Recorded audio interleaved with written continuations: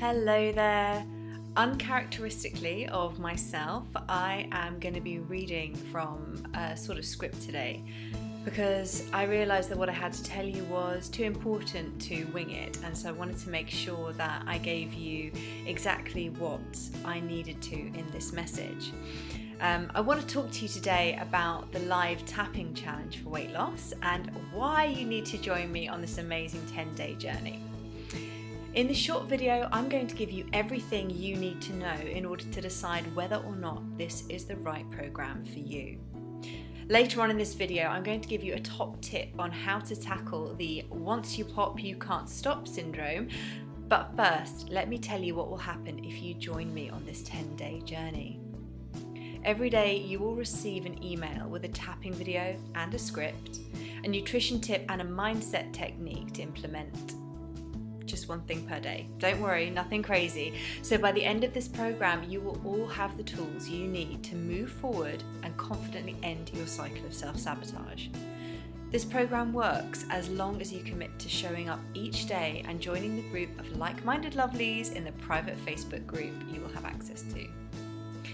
My goal here is to make the process so easy for you to commit to. I want you to know that each day I have got your back and that you can reach out anytime in the Facebook group, anytime. You can ask questions and air any concerns. You're not alone on this journey towards freedom from emotional eating. We're all in this together, and the collective energy of a group of kick-ass women joining up with a powerful intention to tap every damn day and clear out limiting beliefs holding you back from your dream life.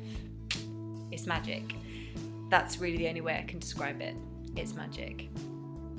Last week, I invited you to tell me what I need to make sure that I include in this live version of the tapping challenge to ensure you get everything that you need from it. So firstly, I want to thank you for all your questions and stories.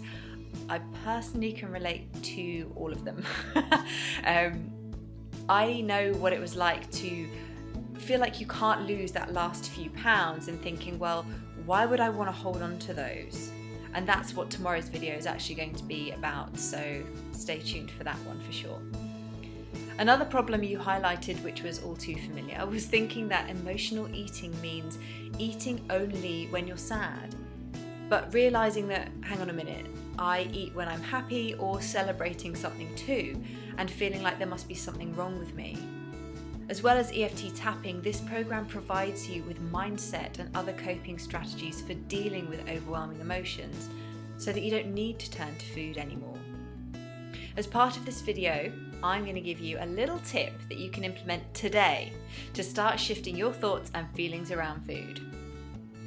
Maybe you're the type of person who keeps their emotions tucked way down deep inside, more likely to laugh things off and make a joke than risk appearing vulnerable or emotional. Or maybe you find yourself feeling teary-eyed or even angry at the drop of a hat, all symptoms of the pressure that you're feeling from the amount of stress and responsibility in your life. Even though emotional release is super healthy, when it feels like you're still reaching for food, even after the tears or the smackdown, your body is giving you a sign. It's shouting at you to deal with something, but often that something is hidden from the conscious mind because we've deemed unsafe, or most often, that we've dealt with it. One of the phrases I hear most often from my new clients is, "Oh yeah, but I've dealt with that." So let me tell you now, if you're still eating emotionally, you ain't dealt with it. But it's okay because I'm going to teach you how. In school, we don't learn how to deal with that stuff. We learn Pythagoras' theorem, but nobody takes you aside and says, that pit of despair, the void of emptiness in your stomach that you are filling with food, that you hide behind your smiles, well, this is how you deal with that. But I'm here to tell you the great news that it doesn't have to be difficult. It doesn't have to take you forever, and it can be done. And oh boy, if you want to be rid of your emotional eating for good, it must be done. You've got to clear that crap out. Maybe you want to know, as one lady asked, how do I stop eating? I'm hoping not for good, but if you're a person who can have a big meal and still want to snack afterwards, here is something that you can action right now. The idea that you need to stop doing something is the first problem here. What you need to understand before I can take you any further down this rabbit hole is that if you're telling yourself you can't stop eating, and then you continue to see this pattern in your life, you might be inclined to feel like a failure. But as far as your subconscious is concerned, you're actually succeeding. So let me explain. We get more of what we focus on. So if we're focusing on stopping doing something, we get more of focusing on stopping doing something. If we put a positive action in place to focus on instead, we hugely increase our chances of success. So if you feel like you could even go all day without eating food, but once you start eating, you can't stop, try this and see how it changes your behavior and your thoughts around food. Focus on what you would like to do instead.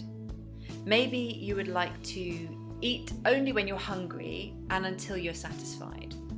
That is a positive action and it's much more pleasing to the brain.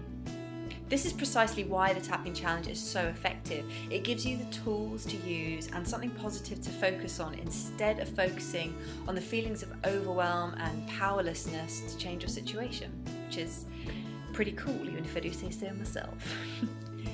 If the little voice in your head is saying, well, that's all well and good, but what if I am never satisfied and I just keep eating and eating?